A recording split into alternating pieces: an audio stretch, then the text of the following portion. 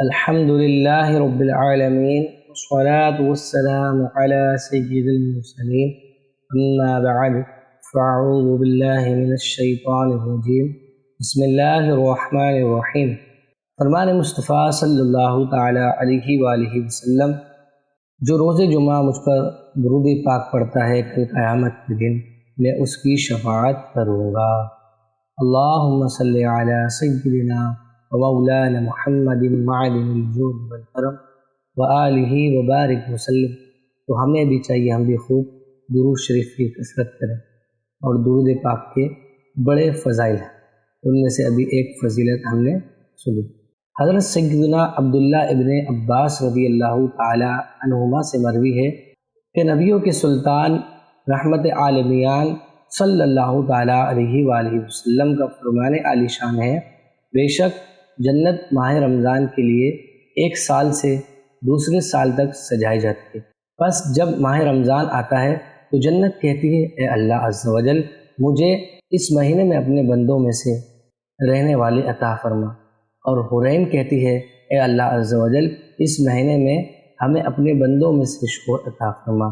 پھر سرکار مدینہ صلی اللہ تعالی علیہ وآلہ وسلم نے ارشاد فرمایا، جس نے اس ماہ میں اپنے نفس کی حفاظت کی کہ نہ تو کوئی نشہ آور شے پی اور نہ ہی کسی مومن پر بہتان لگایا اور نہ ہی اس ماہ میں کوئی گناہ کیا، تو اللہ عز و جل ہر رات کے بدلے اس کا 100 حوروں سے نکاح فرمائے گا، اور اس کے لیے جنت میں سونے، چاندی، یاقوت اور زبرجد کا ایسا محل بنائے گا کہ اگر ساری دنیا جمع ہو جائے اور اس محل میں آ جائے تو اس محل کی اتنی ہی جگہ گھیرے گی جتنا بکریوں کا ایک باڑہ دنیا کی جگہ گھیرتا ہے۔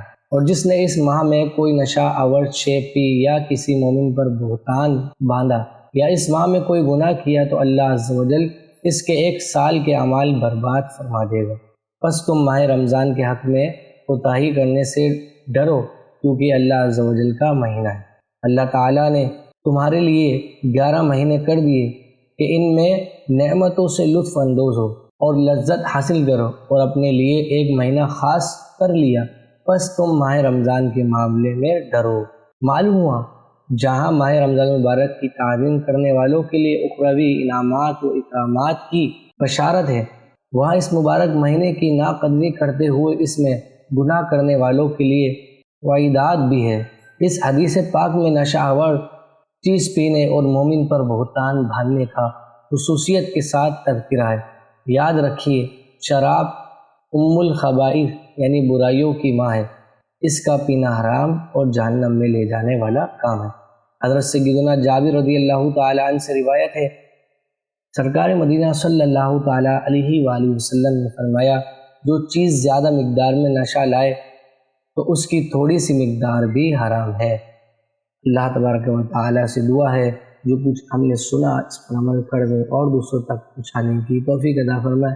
تو ویڈیو اچھی لگی تو پلیز قرآن ٹیچر چینل کو سبسکرائب ضرور کریں۔ ملتے ہیں نیکسٹ ویڈیو میں۔ السلام علیکم ورحمۃ اللہ وبرکاتہ۔